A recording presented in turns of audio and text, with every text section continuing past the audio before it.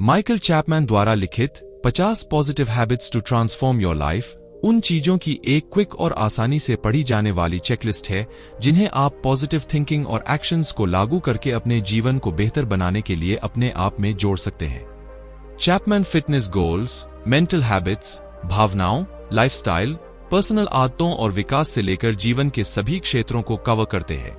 यदि आपको इन आदतों को लागू करने के लिए समझाने की आवश्यकता है तो चैपमैन की किताब में एक्सीलेंट एग्जाम्पल्स हैं कि क्यों इन सरल आदतों को अपनाने से उनका जीवन बेहतर हो गया है और उनके बिना जीवन कैसा होगा। हम जिस किताब से आज सीखेंगे उसका नाम है 50 positive habits to transform your life, जिसे माइकल चैपमैन ने लिखा है। वो ऐसे इंसान थे जो अपने सुधार के लिए हमेशा एक्साइटेड रहते थे। उन्होंने अतीत में की हुई गलतियों से सीखा और अपनी जिंदगी को ऐसे बदला कि उन्हें उस पर गर्व हो, और वो उन्हीं तरीकों को इस किताब की मदद से अपने पढ़ने वालों को बताना चाहते हैं। इस किताब में बहुत आसान 50 आदतों की एक लिस्ट दी गई है जिसे इस्तेमाल करके आप अपनी जिंदगी को बेहतर बना सकते हैं। Fitness goals, mental habits, emotions, lifestyle, personal habits और डेवलपमेंट्स जैसी सभी क्षेत्रों को लेखक ने कवर किया है। इससे आपको आदतों को शुरू करने की जरूरत को समझने में मदद मिलेगी और साथ ही आप जानेंगे कि कैसे इन आदतों से आपकी जिंदगी बेहतर हो सकती है। फिटनेस के लक्ष्य और आदतें। हमें मुख्य बिंदु से शुरुआत करनी होगी, वो है हमारी बॉडी। कुछ भी करने का कोई मतलब नहीं है अगर हमारी बॉडी हमारे माइंड के मुताबिक ना चले। बताए हुए तरीके आपको बॉडी को रीशेप और ताकत देंगे। रोज टहलना। चैपमैन सुबह उठते ही सबसे पहले चलने की सलाह देते हैं। कोई भी गतिविधि आपके शरीर में एंडोर्फिन्स जारी करेगी और आप ऊर्जावान महसूस करेंगे और दिन के लिए तैयार होंगे। अगर आप सुबह चल नहीं सकते हैं तो दिन के किसी भी समय फिट रहने की कोशिश करें। हो सके तो अपने लंच ब्रेक का इस्तेमाल करें। फैक्ट ये है, चलने से मूड अच्छा होता है। सक्रिय रहना। हम हर दिन रुकी हुई सी जिंदगी जीते हैं, अपने डेस्क से बंधे रहते हैं, दूर के सफर के लिए अपनी गाड़ी में निकल जाते हैं, फिर हम घर आकर सोफे पर बैठते हैं। लेखक दिन भर सक्रिय रहने पर जोर देते हैं। अगर आप डेस्क पर काम कर रहे हैं तो भी कुछ देर में उठते रहे, ऑफिस के आसपास घूमें। अगर आप अपने घर पर टीवी देख रहे हैं तो एट ब्रेक्स में और यहां वहां चलें। थोड़े जंप लगाए या सीढ़ी चढ़े और उतरे। व्यायाम करना। चलना बहुत अच्छा होता है पर आपको थोड़ी स्ट्रेंथ ट्रेनिंग भी करनी चाहिए। चेस्ट, जोड़ी और हाथों की एक्सरसाइज ओवरऑल हेल्थ के लिए बहुत अच्छी होती है। शुरुआत हल्के वजन से करें और जैसे जैसे आपकी ताकत बेहतर होती जाए उसे बढ़ाएं। इससे आपका मूड अच्छा होगा, बॉडी मजबूत होगी और आपका दिमाग तेज चलेगा। एक जगह पर जॉगिंग। एक और आसान सा त्रिकोण है, टीवी देखते हुए या खाली समय में एक ही जगह पर जॉगिंग करें। ऐसा रोज करें। बेडरूम गतिविधि। अपने चाहने वालों के साथ ज्यादा वक्त गुजारें। नियमित प्यार करने से तनाव से आराम मिलता है और ये शरीर को बीमारी से भी आराम दे सकता है क्योंकि इसे आपका इम्यून सिस्टम लंबे समय के लिए बेहतर हो जाता है। एक आदत ढूंढना। चैपमैन मानते हैं कि कोई शौक ढूंढने से आपका जीवन सुधरता है। ऐसा कुछ ढूंढें जो आप रोज कर सके और जिससे आप बेहतर बने। यह स्वास्थ्य संबंधी भी हो सकता है या नहीं भी, पर ध्यान रहे कि उसमें आप अपनी सफलता को नाप सके। अपनी ग्रोथ देखने से आपको बहुत विश्वास मिलता है और आपको नई चुनौतियां से टकराने का साहस मिलता है। दूर पार्क करना। कितनी बार आप कार को पास में पार्क करते हैं? आपको अपने वर्क प्लेस या जहां भी आप जा रहे हों वहीं से जितना दूर हो सके उतना दूर पार्क करनी चाहिए। इस तरीके की प्राकृतिक एक्सरसाइज आपके स्वास्थ्य और मूड को अच्छा रखेगी। सही तरीके से स्ट्रेचिंग करना। अपने जीवन में फिटनेस सिस्टम को लागू करना सबको अच्छा लगता है, पर हमें स्ट्रेचिंग की जरूरत को भी याद रखना चाहिए। ये ऐसी चीज है जिसे हम अक्सर छोड़ते हैं क्योंकि ये स्लो है और बोरिंग हो सकती है। हालांकि ये साबित हो चुका है कि स्ट्रेचिंग बहुत जरूरी है और आपकी बॉडी को एक्टिव रखता है और साथ ही किसी चोट की दर्द से बचाता है। सुबह नहाने या उठने के बाद 5 मिनट की स्ट्रेचिंग से ज्यादा फिट बने। हाथ मिलाना। अगर आप एक्सरसाइज रूटीन को अपनाने की कोशिश में नाकाम रहते हैं तो एक टीम या दोस्त को ढूंढें। कोई ऐसा जिसके साथ आप व्यायाम कर सकें। किसी के साथ जाना आपको अपने बिस्तर से निकलकर बॉडी को हिलाने में मदद करेगा। आपको महसूस होगा कि दोस्तों के साथ कसरत करने से आपकी सेहत बेहतर होगी। व्यायाम को मजेदार बनाएं। एक्सरसाइजेस घर के किसी दूसरे काम जैसी नहीं होना चाहिए। अगर ऐसा है तो आप बराबर तक ऐसा नहीं कर पाएंगे। अगर जिम जाना, वजन उठाना बोरिंग है तो ऐसा मत कीजिए। आप ऐसे गानों की प्लेलिस्ट का इस्तेमाल कर सकते हैं जिससे आपको प्रेरणा मिले। अगर आपको आउटडोर खेल खेलना या टेनिस खेलना पसंद है तो इसे अपनी एक्सरसाइज रूटीन का पार्ट बनाएं।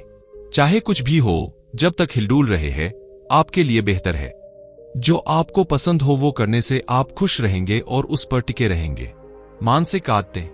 नकारात्मकता के खिलाफ लड़ने और सकारात्मक बनने में दिमाग ही बीच में आता है। इसलिए अपने दिमाग से लड़े और बड़े बदलाव लाए। दिए गए तरीकों से सकारात्मक मानसिक आदतें बढ़ेंगे। नकारात्मकता देख रहे हैं। चैपमैन का मानना है कि दुनिया को आपके देखने के नजरिए का आपके जीवन पर गहरा असर पड़ता है। अगर अभी आप हर चीज को नेगेटिव तरीके से देखते हैं, यह मानसिक बदलाव करने और जीवन में सकारात्मकता और आनंद की तलाश करने का समय है। अपने मानसिक बर्ताव को बदलने के लिए आपको अपने नकारात्मक नजरिए को समझना होगा और तुरंत उसे बदलना सीखना होगा। खुद से पूछें कि उस स्थिति के बारे में अच्छा क्या है, ना कि नेगेटिव पर फोकस करें। सफलता के बारे में सोचना। सफलता के बारे में सोचने में अपना वक्त बिताएंगे। कल्पना करें कि आपके लिए सफलता कैसी होगी। ऐसा सोचने और देखने से आपको सब कुछ करने की ताकत मिलेगी। विजुअलाइजेशन एक ताकतवर टूल है। चिंतन संबंध। कोई भी कदम उठाने से पहले संभावित परिणाम को सोच ले। ऐसा करना आपको अच्छा देखने और सकारात्मक होने में मदद करेगा। अगर आप बिना समझे कोई भी कदम उठा लेंगे तो आप नकारात्मक पक्ष पर ज्यादा प्रतिक्रिया करेंगे और आने वाला रिजल्ट आपको कोई मौका नहीं देगा।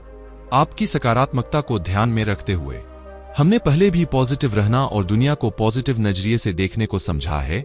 आपको उन पलों को भी पहचानना है जिसमें आप पॉजिटिव होते हैं। ऐसा करना आपकी सकारात्मकता को बढ़ाएगा और आप ज्यादा सकारात्मक रहेंगे। सकारात्मक विवरण एक और तरीका है जिससे आपकी सकारात्मकता और आत्मविश्वास बढ़ सकता है। उसके लिए बस अपने सोचने की तरीके को बदल दीजिए। परेशानियों पर ध्यान देने से ये आपको और उलझा देती है, तो इसे बेहतर है कि आप ऐसे समाधान पर ध्यान दें जो आपकी उस परेशानी से निकाल सके।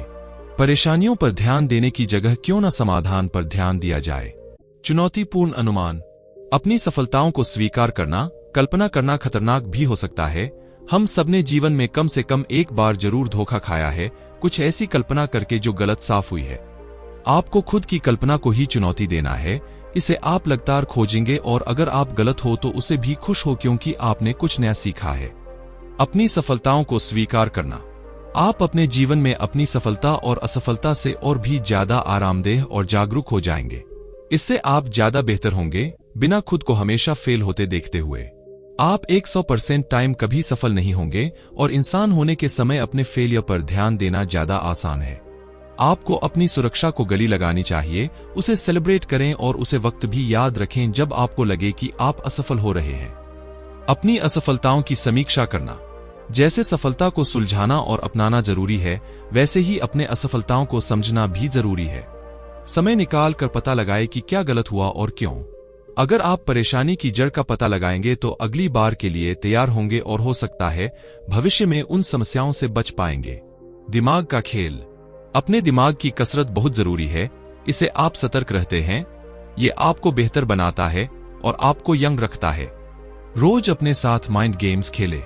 ये उतना ही आसान है जैसे कि एक छोटी कविता याद रखना, पर ऐसे आसान काम से आपके दिमाग को चुनौती मिलती है, साथ ही बेहतर भी बनती है। आकर्षण बल। सपने देखना याद रखें। हम सबको कामना करना और सपने देखना चाहिए। सोचे कि आपको जिंदगी में क्या चाहिए और उसके बारे में अक्सर सपने देखें। किसी चीज के बारे में सोचना ही उसे सच करने में मदद करता है। भावनात्मक आदतें। एक सफल आदमी बनने के लिए आपको अपनी भावनाओं को काबू में रखना होगा। हालांकि बहुत से लोग ये बात समझ ही नहीं पाते हैं, इसलिए यहां कुछ ऐसे पॉइंट्स दिए गए हैं जिससे आप समझ सके। सफलता के लिए ध्यान करें। आपको किसी न किसी तरह का ध्यान यानी ध्यान लगाना चाहिए। ध्यान लगाने की सबसे अच्छी बात यह है कि इसके कोई नियम नहीं है। आप अपनी पसंद का कोई भी तरीका चुन सकते हैं।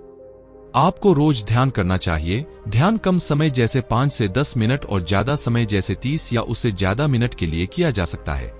ऐसी बहुत सी एप्लीकेशन है जो आपको अलग अलग तरीके से मेडिटेशन के लिए गाइड कर सकती है। डायफ्रैग्मेटिक श्वास। सांस लेना एक ऐसा काम है जो हम लेते हैं और अक्सर हम इसके बारे में सोचते भी नहीं हैं। समय समय पर धीमी गहरी सांस लेना सीखने से बहुत कुछ हासिल होता है। चलने का ध्यान।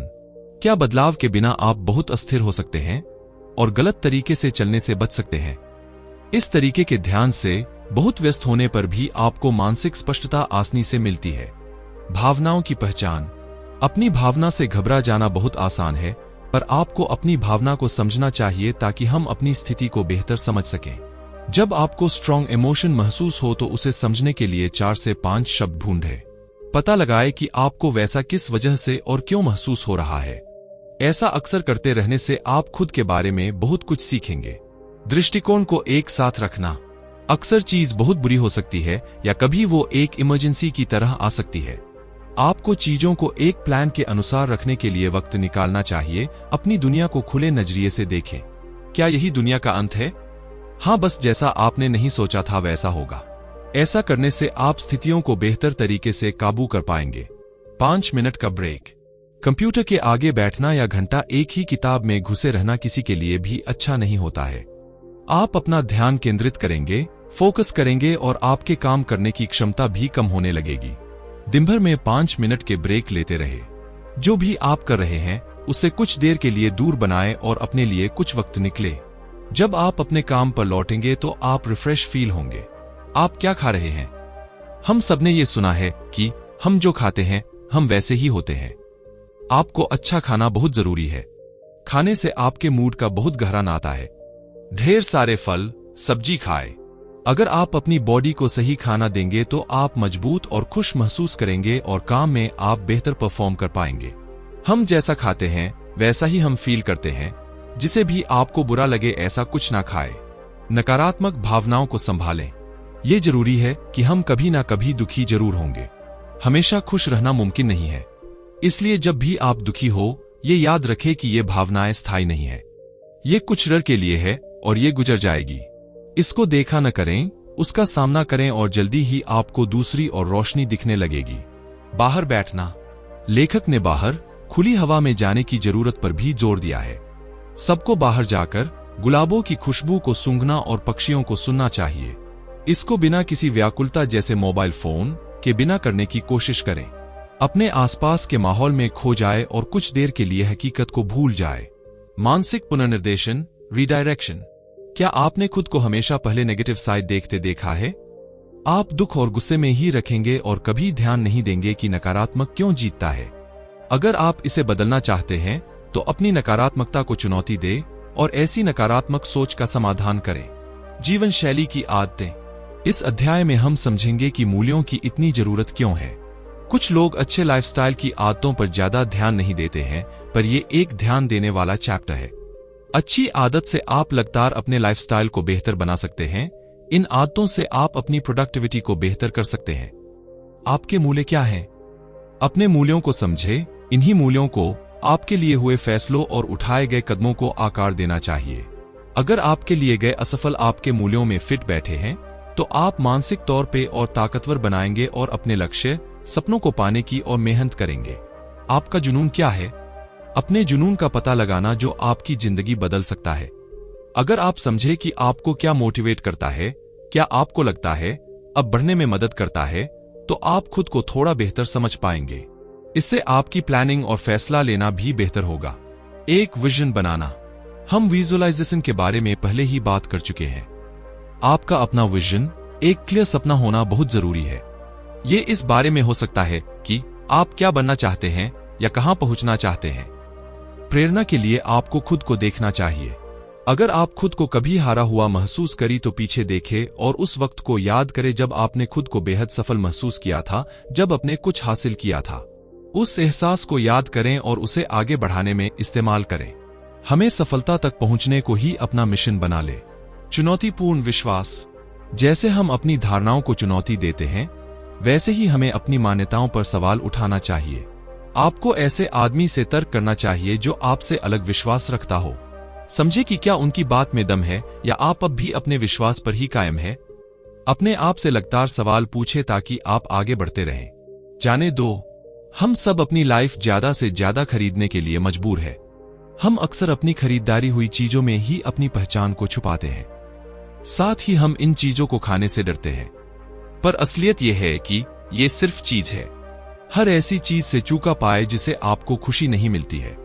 पता लगेगा कि आपको किसी चीज की असल में जरूरत है या नहीं, और जैसी जरूरत नहीं है तो ऐसी चीजों को खत्म कर दे।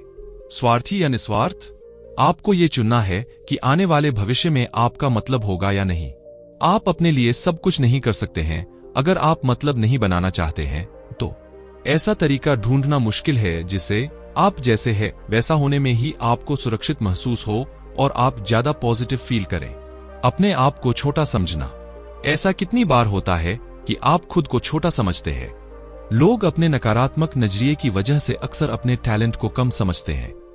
लेखक कहते हैं कि पहले वो हमेशा दूसरे लोगों के बारे में पहले सोचते हैं, पर वो सलाह देते हैं को आपको ऐसे चीज चुननी चाहिए जो आपको पसंद हो, ना कि दूसरे लोगों को। बहानों को हराना। हमारे दिमाग की सबसे बड़ी तकलीफ ये है कि वो फेल होने से बचने के लिए बहाने बनाती है। इसको बदलने के लिए अपनी असफलताओं पर ध्यान दें। जब आप अपनी खामियां ढूंढ पाएंगे तो आप और ज्यादा आरामदायक और सकारात्मक बनेंगे।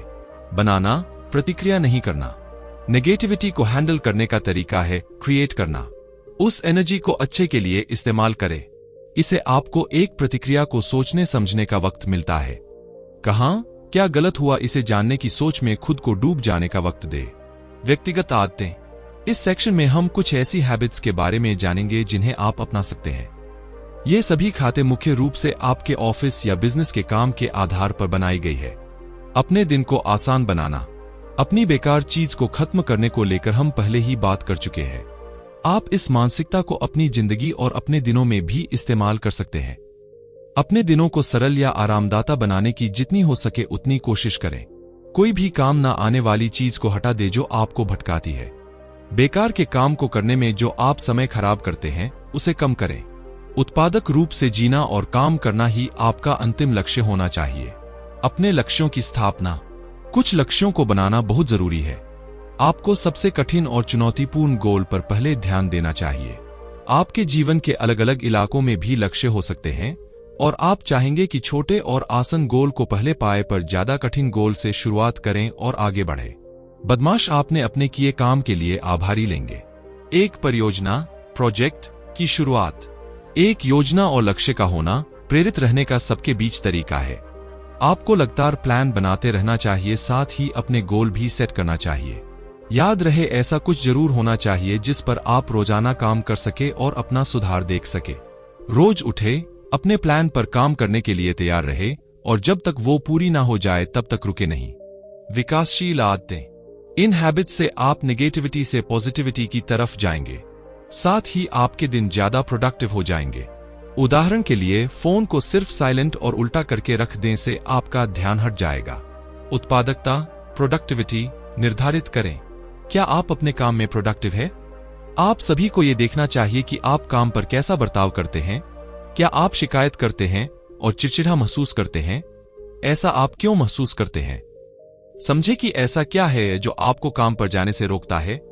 सफलता के लिए बैचिंग।